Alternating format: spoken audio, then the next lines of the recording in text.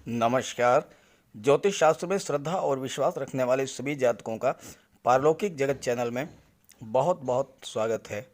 14 अप्रैल 2022 प्रातः 6:28 पर ग्रहों के राजाधिराज भगवान भुवन भास्कर सूर्यदेव राशि परिवर्तन करके वर्तमान मीन राशि को छोड़कर मंगल की मूल त्रिकोण राशि मेष राशि में गोचर कर चुके हैं। मेष राशि में सूर्यदेव उच्च के होते हैं और अपनी उच्च की राशि में 14 अप्रैल से 15 मई 2022 प्रातः तक गोचर करेंगे। सूर्य आत्मा, पिता, शासन प्रशासन, उच्च सरकारी नौकरी, आत्मसम्मान और आत्मविश्वास के कारक होते हैं। साथ ही साथ सूर्य मान सम्मान, पद और प्रतिष्ठा के भी कारक होते हैं। सूर्य के इस राशि परिवर्तन का सिंह राशि के जातकों पर क्या प्रभाव पड़ेगा, इसी का विश्लेषण करेंगे इस वीडियो में। और विशेष बात यह है कि सिंह राशि के जातकों की कुंडली में शनिदेव दिग्बली हो रहे हैं, इस पर विशेष चर्चा करेंगे।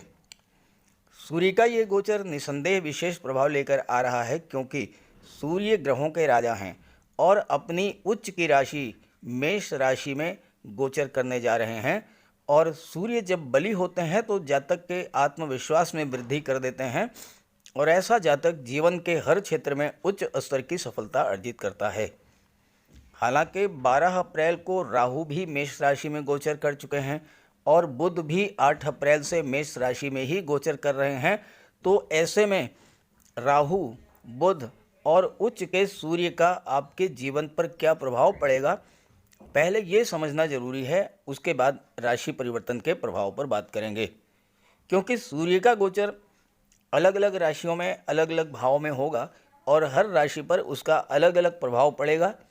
इसलिए पहले समझते हैं सूर्य राहु बुध के इस योग का प्रभाव क्या होगा और उसके बाद बात करेंगे सूर्य के राशि परिवर्तन के प्रभाव के बारे में।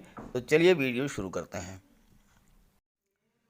ज्योतिष शास्त्र में सूर्य को ग्रहों का राजा माना गया है और सूर्य ही पृथ्वी पर जीवन के कारक हैं।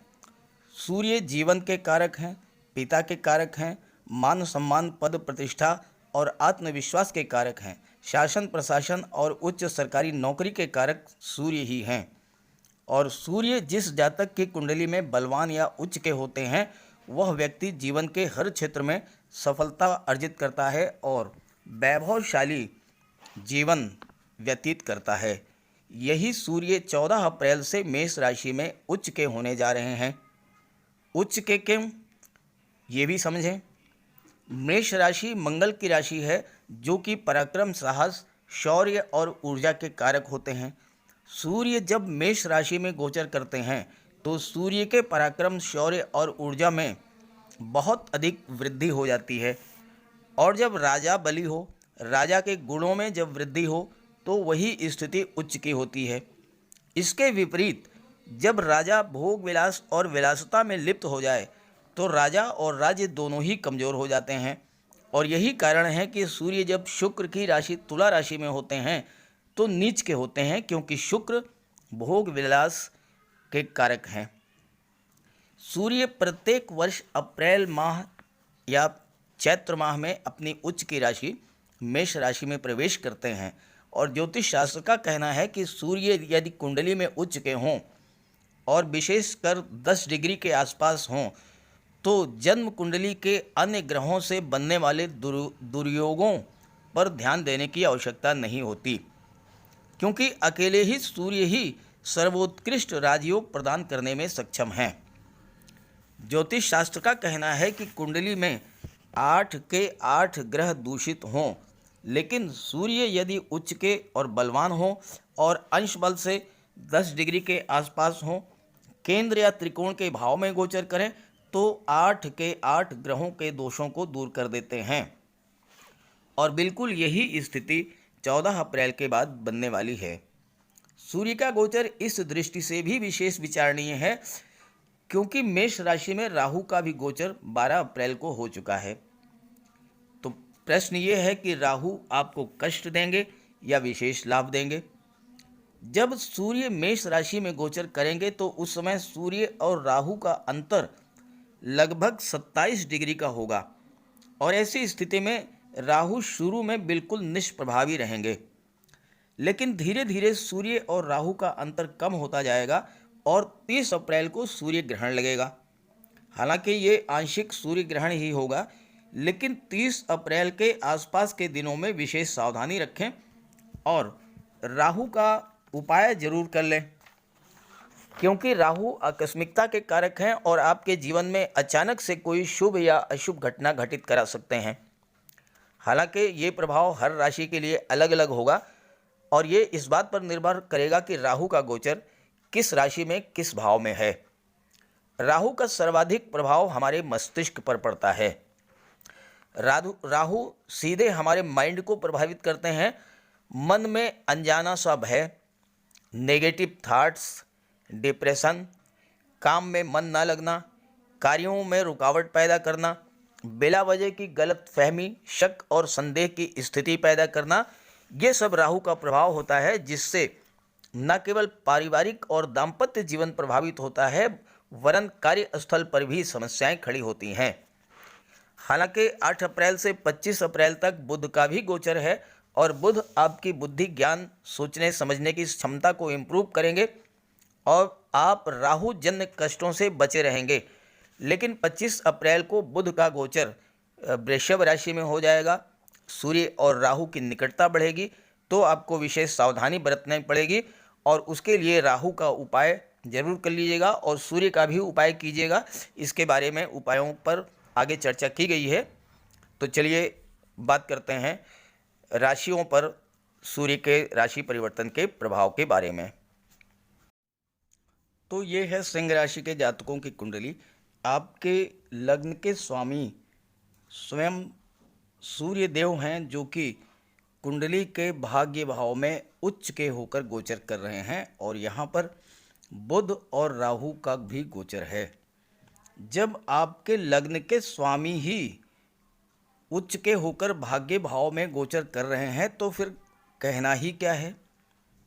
भाग्य तो आपका पूरा साथ देगा और ऐसे जातकों के बारे में ज्योतिष शास्त्र में कहा गया है कि ऐसे जातक अगर मिट्टी को भी छू लेते हैं तो वो सोना बन जाती है। और साथ में बुध और राहु का भी गोचर है और बुध लाभ भाव के स्वामी हैं और यहाँ पर बुधादित्य राजयोग बना रहे हैं, तो हर तरह का आपको लाभ भी देंगे। बुध न केवल लाभ भाव के स्वामी हैं वरन धन भाव के भी स्वामी हैं, तो धन का लाभ भी कराएंगे, धन का संचय भी कराएंगे। सूर्य नवम भाव में है। नवम भाव से भाग्य, धर्म, पिता, गुरु, उच्च शिक्षा, ज्ञान और विदेश यात्राओं का विचार किया जाता है और यहाँ पर सूर्य बहुत अच्छा रिजल्ट देते हैं। सूर्य में प्रकाश है जो कि भाग्य को चमका देता है और अगर भाग्य ही चमक गया तो फिर कहना ही क्या है। कुंडली का नवम भाव धर्म और पिता का होता है, गुरु का होता है, तो आपके अंदर धर्म, अध्यात्म और ईश्वर में आस्था बढ़ेगी। और कुंडली के 12वें भाव के स्वामी चंद्रमा हैं। चंद्रमा आपका मन होता है। 12वां भाव धर्म, अध्यात्म और मोक्ष का होता है, तो स्वाभाविक है कि आपकी रुचि धर्म और अध्यात्म में बढ़ेगी। साथ ही साथ दान पुण्य के क्षेत्र में भी आप बहुत आगे रहेंगे। समाज के लिए आप कुछ नया करने की हमेशा सोचेंगे। योग, ध्यान और तपस्या में आपकी रुचि बढ़ेगी और सूर्य का ये गोचर इस दृष्टि से भी बहुत अच्छा है कि जितना ही अधिक आप गरीबों की मदद करेंगे, क्योंकि शनिदेव आपके कुंडली के 7वें भाव में दिग्बली होने जा रहे हैं 29 अप्रैल से और शनिदेव को प्रसन्न करने के लिए गरीबों की जितनी आप हेल्प करेंगे, अनाथालय, वृद्धाश्रम, विधवा आश्रम, अस्पताल, इन सब जगहों पर आप फल का वितरण करें, भोजन का वितरण करें, मिष्ठान का वितरण करें, वस्त्र का वितरण करें। इस तरह का कार्य जितना आप करेंगे उतना ही अधिक आपको हर तरह का लाभ होगा। जहाँ तक धन की बात है तो कहना ही क्या है। धन का आगमन भी होगा और धन का संचय भी होगा। खास करके वो जातक जो कि शासन प्रशासन, राजनीति, विदेश सेवा या न्यायिक सेवा से जुड़े हुए हैं, शिक्षा के क्षेत्र से जुड़े हुए हैं, फाइनेंस सेक्टर से जुड़े हुए हैं, बैंकिंग सेक्टर से जुड़े हैं, या फिर आईटी सेक्टर, कंप्यूटर मैनेजमेंट, कला और साहित्य के क्षेत्र से जुड़े हुए हैं, ऐसे सभी जातकों के लिए सूर्य का ये गोचर बहुत ही बेहतर है, लाभ की स्थितियां ला रहा है। और साथ ही साथ सूर्य की दृष्टि पराक्रम भाव पर पड़ेगी और यहाँ पर केतु का गोचर है। केतु की विशेषता है कि जिस भाव में गोचर करते हैं उसके प्रभाव में वृद्धि कर देते हैं। सूर्य की दृष्टि पड़ेगी तो सूर्य के प्रभाव में वृद्धि होगी। साथ ही साथ केतु का गोचर शुक्र की राशि में हो रहा है, तो केतु शुक्र के प्रभाव में वृद्धि करेंगे, कई गुना वृद्धि कर देंगे। और केतु का व्यवहार मंगल जैसा होता है और केतु की पंचम दृष्टि सीधे पड़ रही है मंगल और शुक्र पर, तो मंगल के प्रभाव को भी बढ़ाएंगे और शुक्र के प्रभाव को भी बढ़ाएंगे। और मंगल की दृष्टि आपके लग्न भाव पर पड़ेगी जिसके स्वामी सूर्य हैं। सूर्य राजा हैं, मंगल सेनापति हैं। राजा पर सेनापति की दृष्टि पड़ रही है, क्या बेहतर संयोजन है। आपके साहस, पराक्रम, शौर्य और ऊर्जा में अभूतपूर्व वृद्धि मंगल भी करेंगे और सूर्य भी करेंगे। जिस कार्य को आप करने की एक बार सोच लेंगे उस कार्य को हर दशा में पूरा करके ही आप रुकेंगे। इतनी अधिक आपके अंदर कार्य करने की ऊर्जा होगी और इतना अंदर आपके साहस होगा। और सूर्य तो राजा हैं, आपको वह सब कुछ प्रदान करेंगे जो कि एक राजा के पास होता है, धन, वैभव, ऐश्वर्य, कोष, सब कुछ। और शुक्र का भी गोचर 27 अप्रैल तक है और सप्तम भाव में शुक्र का गोचर है।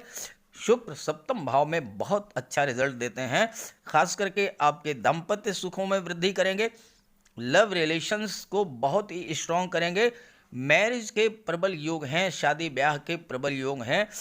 इस गोचर काल में शादी ब्याह का रिश्ता आपका तय हो सकता है। और देवगुरु संतान भाव के स्वामी हैं, तो संतान की भी आपको प्राप्ति हो सकती है। छात्रों के लिए भी बहुत अच्छा है। सूर्य तो सरकारी नौकरी के कारक होते हैं और भाग्य के भाव में सूर्य और बुध बैठे हैं, तो फिर कहना ही क्या है। जिस भी कॉम्पिटिटिव एग्ज़ाम में आप अपियर होंगे वहाँ पर भाग्य आपका पूरा साथ देगा और सफलता आपको मिलेगी। और शनिदेव 29 अप्रैल तक छठे भाव में गोचर करेंगे। छठा भाव कॉम्पिटिशन्स का होता है।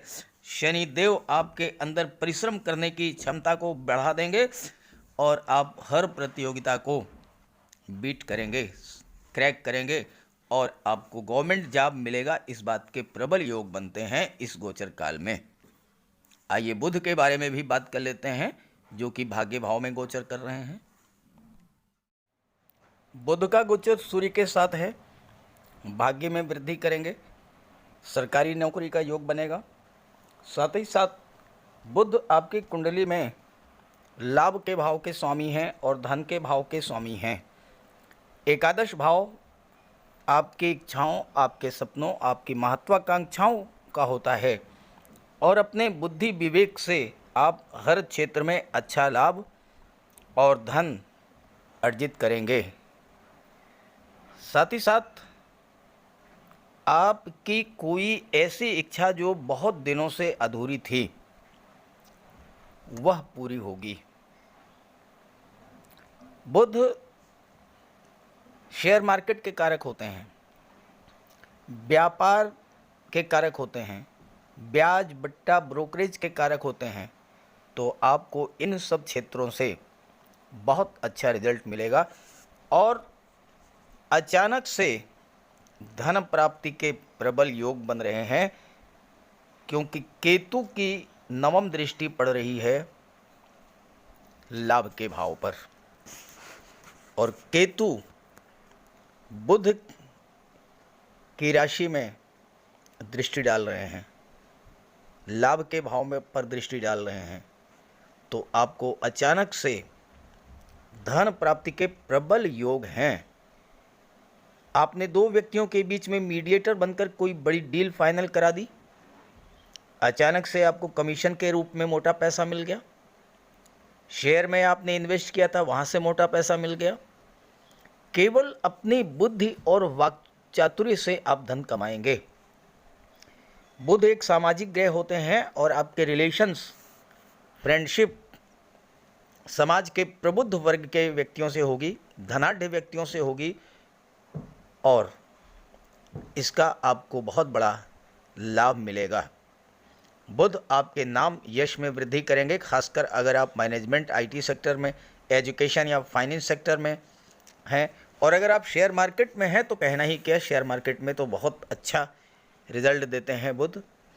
और बुध चूंकि वाणी के कारक हैं और देवगुरु 12वें भाव, अष्टम भाव में गोचर कर रहे हैं, जहाँ से इंश्योरेंस मार्केटिंग का विचार किया जाता है, और बुध देवगुरु के परम मित्र हैं, तो ऐसे में आप अपनी वाणी के प्रभाव से मार्केटिंग के क्षेत्र में, इंश्योरेंस के क्षेत्र में, या फिर अगर आप मेडिकल रिप्रेजेंटेटिव हैं या वकालत के क्षेत्र में हैं या शिक्षा के क्षेत्र में हैं तो बहुत अच्छा धन प्राप्त करेंगे। आपकी कोई पुरानी इच्छा इस गोचर काल में अवश्य पूरी होगी। भाग्य का फुल सपोर्ट मिलेगा और आप अपनी इच्छा को पूरी करेंगे। लेखन के क्षेत्र में आप नाम और यश कमा सकते हैं। आपकी कोई पुस्तक अचानक से बेस्ट सेलर की श्रेणी में आ सकती है, या फिर आप फिल्म इंडस्ट्री या टीवी सीरियल्स के क्षेत्र में डायलॉग राइटर या स्क्रिप्ट राइटर के रूप में भी नाम और यश कमा सकते हैं। राहु के बारे में अगर बात ना की गई तो वीडियो अधूरा रहेगा, इसलिए राहु पर भी चर्चा कर लेते हैं। राहु का गोचर 12 अप्रैल 2022 को आपकी कुंडली के भाग्य भाव में हो चुका है और अगले 18 माह तक राहु का गोचर भाग्य भाव में ही रहेगा। राहु आपके अंदर नए आइडियाज़, नए थॉट्स, नए विचार आप उत्पन्न करेंगे और जिसका प्रयोग आप अपने व्यापार व्यवसाय को बढ़ाने में करेंगे। राहु एक्सट्रीम को शो करते हैं, तो आप थोड़े से में संतुष्ट नहीं होंगे और अपने व्यापार व्यवसाय को नई ऊंचाइयों तक ले जाएंगे। और साथ ही साथ अगर आप गवर्नमेंट जॉब में हैं तो आपको राहु अचानक से पद प्रतिष्ठा का लाभ दिला देंगे, उच्च पद दिला देंगे, महत्वपूर्ण जिम्मेदारी दिला देंगे या फिर धन का लाभ करा देंगे। अब यहाँ पर एक चीज़ आपको समझनी है कि राहु और सूर्य के बीच की दूरी फिलहाल तो लगभग 27 डिग्री है, लेकिन जैसे जैसे सूर्य और राहु के बीच निकटता बढ़ेगी, राहु का प्रभाव सूर्य पर पड़ेगा। और 25 अप्रैल तक बुध यहाँ पर हैं, तो बुध राहु के प्रभाव को मैनेज करेंगे। लेकिन जैसे ही 25 अप्रैल को राहु बुध का गोचर दशम भाव में होगा और राहु और सूर्य के बीच का अंतर कम हो जाएगा, तो 30 अप्रैल को सूर्य ग्रहण लगेगा। तो आपको सूर्य ग्रहण से पहले और बाद के 4-6 दिनों में विशेष सावधानी बरतनी पड़ेगी। इस पर आगे चर्चा करेंगे और उपाय भी करना पड़ेगा सूर्य और राहु का। शनिदेव 29 अप्रैल को आपकी कुंडली के सप्तम भाव में कुंभ राशि में गोचर करेंगे, जो कि शनिदेव की मूल त्रिकोण राशि है। और यहाँ पर सप्तम भाव में शनिदेव दिग्बली भी होते हैं और शश महापुरुष राजयोग का भी निर्माण करेंगे।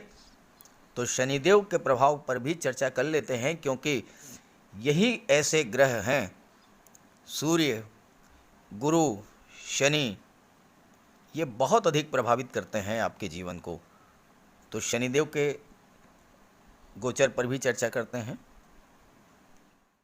शनिदेव का गोचर छठे भाव में है और 29 अप्रैल को शनिदेव का गोचर कुंडली के सप्तम भाव में हो जाएगा और 27 अप्रैल को शुक्र जो हैं वो 12वें भाव में चले जाएंगे।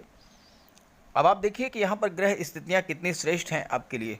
शनिदेव सप्तम भाव में शश महापुरुष राजयोग बना रहे हैं और दिग्बली हो रहे हैं। सूर्य, बुध और राहु भाग्य भाव में गोचर कर रहे हैं। देवगुरु का गोचर अष्टम भाव में है और अष्टम भाव में देवगुरु का गोचर आपको दैवी सपोर्ट दिलाता है किसी तरह की कोई भी परेशानी अगर आप पर आने वाली होती है, देवगुरु उसे अपने ऊपर ले लेते हैं और आपको बिल्कुल सुरक्षित बाहर निकाल लाते हैं। ये होती है देवगुरु की कृपा। बात करें शनिदेव की, सप्तम भाव तुला राशि का घर है। तुला राशि क्या है? तुला राशि है संतुलन, तुला राशि है न्याय, तुला राशि है व्यापार। और शनि न्याय के देवता हैं, धन के कारक हैं, कानून व्यवस्था के कारक हैं, राजनीति और व्यापार के कारक हैं। और तुला राशि के स्वामी शुक्र हैं। शुक्र शनि के परम मित्र हैं और शुक्र धन वैभव के कारक हैं। शनि का गोचर शुक्र की राशि में होना और शुक्र की राशि में दिग्बली होना आपके जीवन में धन वैभव ऐश्वर्य और सुखों की वृद्धि करेगा। शनि की दृष्टि आपके लग्न भाव पर पड़ेगी। शनि आपकी परिश्रम करने की क्षमता में वृद्धि करेंगे, दूरदृष्टि को बढ़ा देंगे।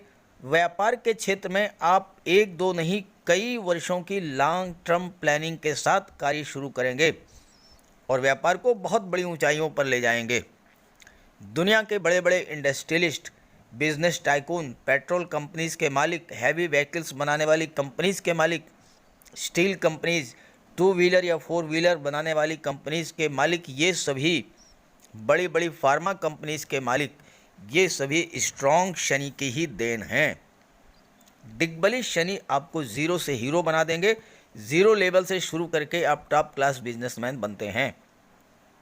खास करके petroleum, diesel, gas, mines, minerals, rubber, scrap, automobiles, transport, tourism, इन सब क्षेत्रों में बहुत अच्छा लाभ आप अर्जित करेंगे।